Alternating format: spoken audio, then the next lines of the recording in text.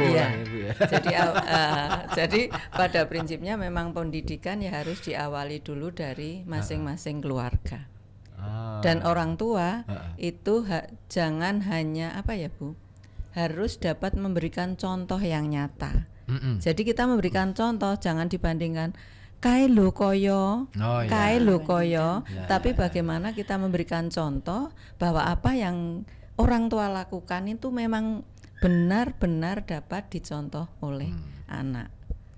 Yang sepele, wis ndang salat, wis tune wis mentek. Sementara ibu sendiri, wis mengko dhisik, iki ngerampungke iki dhisik.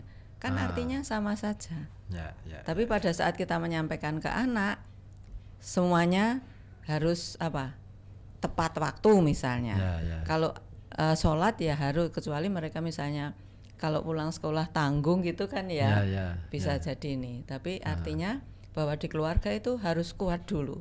Insya Allah kalau satu keluarga kuat, tahan, baik secara ekonomi, pendidikan, kemudian ketakwaannya juga, kemudian keluarga yang lain sama, insya Allah dalam lingkungan itu ketahanan keluarga itu akan terjaga. Oh, artinya sebenarnya pendidikan untuk keluarga itu pendidikan yang sederhana, Bu ya? Iya. Enggak yang rumit-rumit. Sebenarnya dapat dikatakan sederhana. Walaupun mungkin kalau secara teori itu harus A, B, C, D, E sampai Z.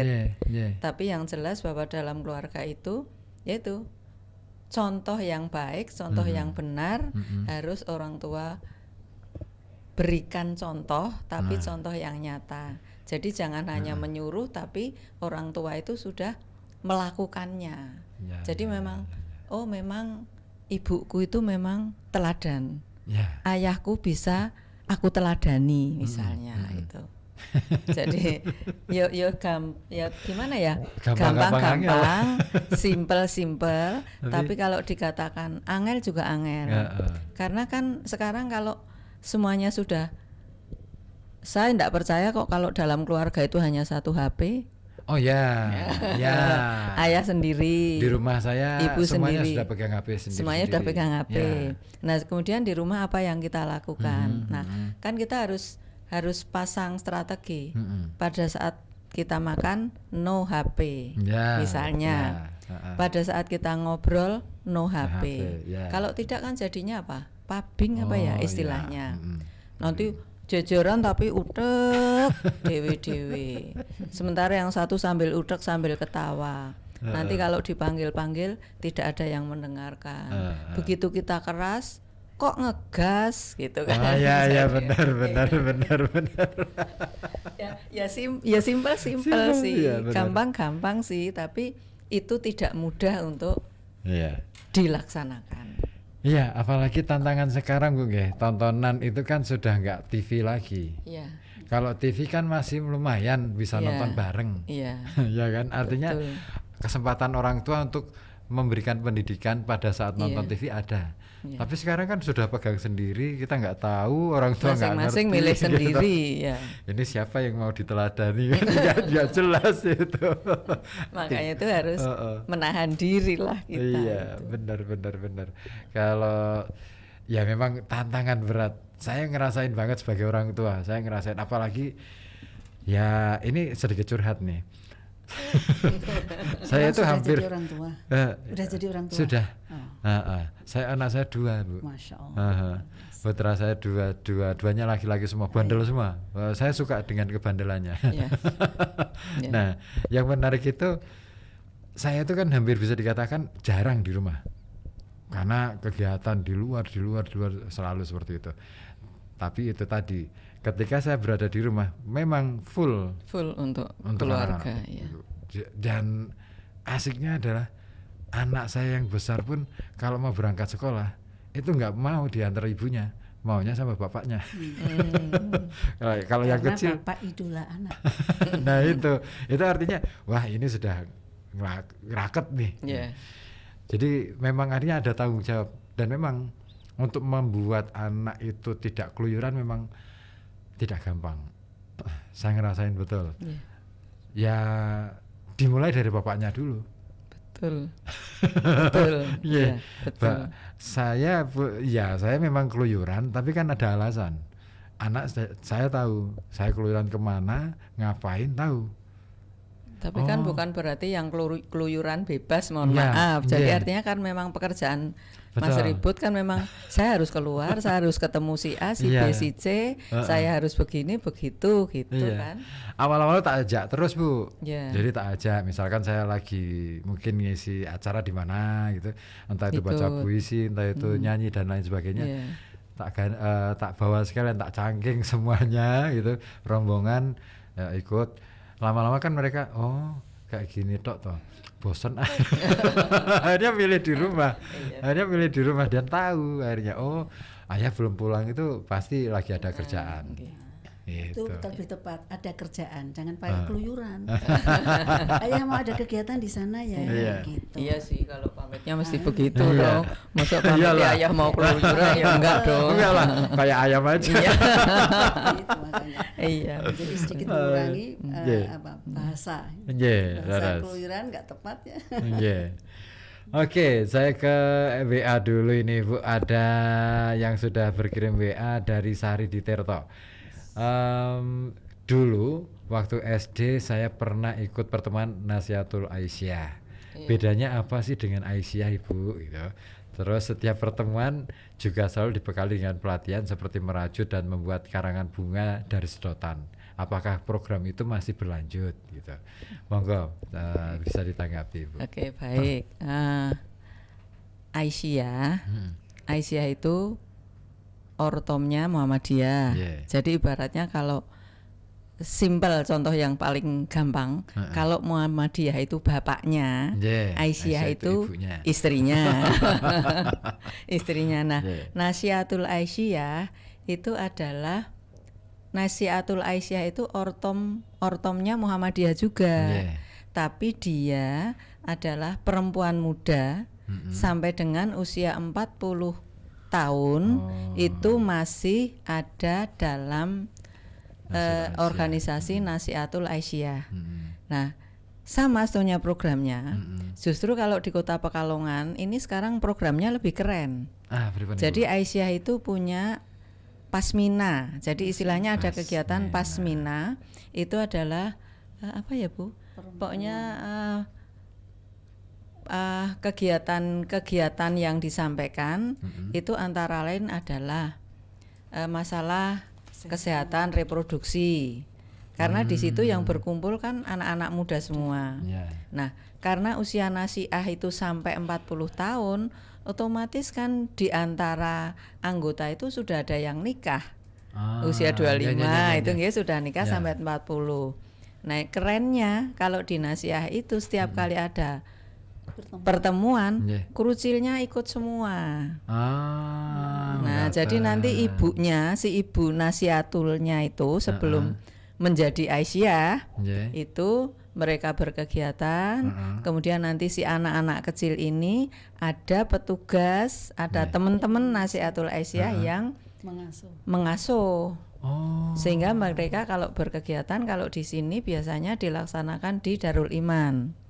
Nah itu mereka nanti bawa buku cerita itu 1 box, bawa mainan anak itu 1 box. Jadi ibunya pengajian, mendengarkan kajian-kajian. Nah anak-anaknya tetap main, enjoy saja, karena di situ ada yang mengasuh. Gitu. Sebenarnya programnya sama. Dan ada pelatihan juga. Nah, kalau tadi misalnya membuat bunga dari sedotan, kemudian dari merajut dan seterusnya, itu tergantung dengan keterampilan apa yang akan diberikan. Tapi yang jelas misalnya kesehatan reproduksi ini kan otomatis lebih pas gitu ya, diberikan kepada mereka. Nah, karena mungkin kesehatan ini adalah akhirnya kan terkait dengan stunting juga kan. Nah, karena stunting itu bayi lahir bukan berat badannya kurang ya. Jadi memang anak-anak stunting kan memang umur dengan berat badan tidak sesuai. Umur dengan kecerdasan otak tidak sesuai. Nah, itu kan tidak apa artinya tidak tiba-tiba bahwa ini anak lahir stunting. Jadi itu kan memang sejak proses pembuahan itu sudah terjadi. Nah di Nasiah itu ada program kajian tentang kesehatan reproduksi. Begitu. Keren. Mudah-mudahan puas. Kalau tidak puas, alhamdulillah. Jadi nanti bisa belajar lagi di NA yang ada di cabang Barat ya. Jadi kalau Tirta itu kan ada di pimpinan cabang Aisyah Barat. Nah di sana kan ada itu. NA-nya biasanya disingkat NA. Tapi orang juga menyebut Nasiah. Kalau lengkap Nasiatul Aisyah. Tapi kalau yang tidak familiar, ini nanti akan keliru dengan Aisyah.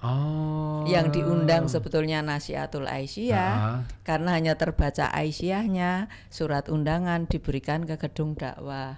Begitu kita yang datang, lo keliru. Beda. Begitu ya. Jadi itu istilahnya anak-anak mudanya. Jadi kalau di muslimat itu fatayat ya Bu ya. Ya.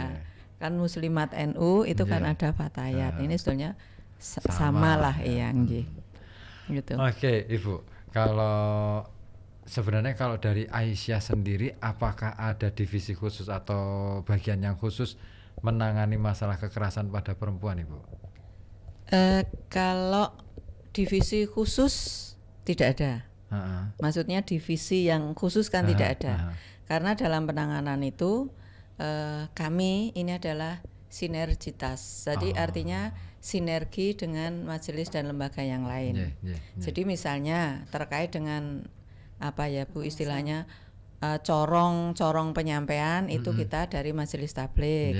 Dari sisi kesehatannya nanti dari majelis kesehatan. Kalau seandainya nanti kekerasan itu harus berhubungan dengan hukum, kita punya majelis hukum dan majelis Bu sekarang. Kita punya majelis hukum dan HAM. Sebenarnya kami juga punya posbakum, tapi memang belum karena kebetulan di UIN kan ada lembaga bantuan hukum jadi kita masih belum. Jadi artinya punya kita posbakum tapi belum, maksudnya belum yang menangani ini. Jadi misalnya biasanya kalau terkait dengan kekerasan ya biasanya hanya di pengajian itu ada yang curhat-curhat ya Bu ya. Pada saat pengajian itu curhat-curhat punya masalah seperti ini. Saya harus bagaimana? Banyak Bu yang curhat ngatan itu. Ya kalau ya memang salahnya kita tidak ini ya Bu ya. Tidak diekspos. Bukan tidak diekspos juga kita tidak data yang rinci berapa yang sudah konsultasi tidak. Jadi hanya kalau ada keluarga atau ibu-ibu yang curhat ya udah ditangani. Tinggal nanti ketemunya di mana. Kalau dengan misalnya dari Ranting Binagria ya hadirnya di ibu-ibu yang ada di Ranting Binagria. Nanti kalau ada yang misalnya yang dari timur, dari Stono, dari Noyontaan ya dari ibu-ibu yang ada di timur begitu. Ya memang apa ya di program kami itu kami punya dari majelis tabligh tadi yang saya matur itu memang ada apa sih ada Biksa. Jadi biro konsultasi keluarga Sakinah Aisyah. Kita punya biro itu. Hanya yaitu tadi untuk konsultasi. Untuk konsultasi, kemudian untuk kalau saya punya permasalahan seperti ini, jalan keluarnya seperti apa misalnya. Tapi ya itu kita masih di lingkup ini ya Bu ya, belum yang di ruangan khusus seperti ini terus datang hadir konsultasi itu juga belum gitu. Termasuk untuk yang tadi kita juga punya apa Bu istilahnya yang catin calon pengantin itu ya itu penasehat ya itu kan ada di divisi di majelis tabligh tadi juga. Itu bentuk pelayanannya free Bu total?